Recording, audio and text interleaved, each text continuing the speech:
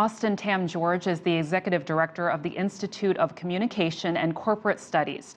I asked him if delays and faulty voting machines could hurt the credibility of this particular vote.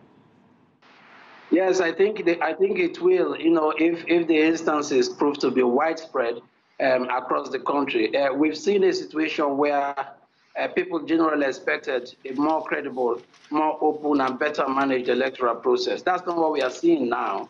The Electoral Commission has had 4 years to prepare for this election, and there has been a very unfortunate tardiness in the way they've managed the process. And in this country, once the elections are not properly handled, then they are followed immediately by a long and very bitter litigation process in the courts. And that brings even more uncertainty in the country. So, we are watching what is happening. The reports are not very good. In Rivers State, as your reporter suggested, we've had very serious instances of violence. Here in Lagos, we've seen ballot boxes being snatched and tampered with by hoodlums. So if these cases prove to be widespread enough to tamper with what people perceive to be the credibility of the process, then we may have a long stretch of uncertain times ahead of us indeed. And Austin, there have been reports of low voter turnout, as Robert mentioned in his report. Some voters simply don't have the means to take another trip to the polls. So how much of a factor will this be? Well, we've seen, according to the statistics released by the INEC, the Electoral Commission, that in the southeast of the country, only 8 million voters collected their PVCs, the lowest across the country. This is a reflection of the complaints of exclusion, by the mainstream government.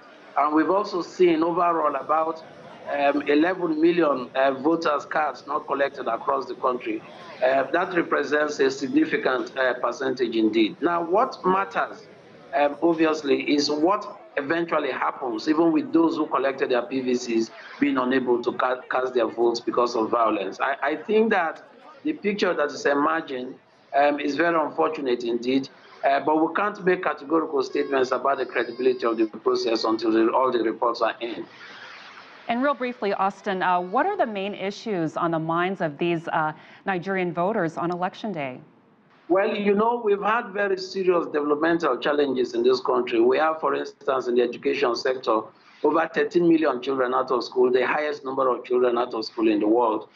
We also have very serious, very significant infrastructural deficits across the country. Nigerians expect a very purposeful and focused leadership that can tackle this. We haven't seen that, being valorized in our campaign so far. We also have a significant unemployment rate, over 28%, according to the National Bureau of Statistics. These are very serious existential issues for Nigerians, and they look forward to a very focused and economically adept leadership to tackle these problems head-on. But unfortunately, the reports we are getting about the electoral process means that we may be in for a long and uncertain period indeed. All right, we'll be monitoring it. Austin Tam-George with the Institute of Communication and Corporate Studies, thank you so much.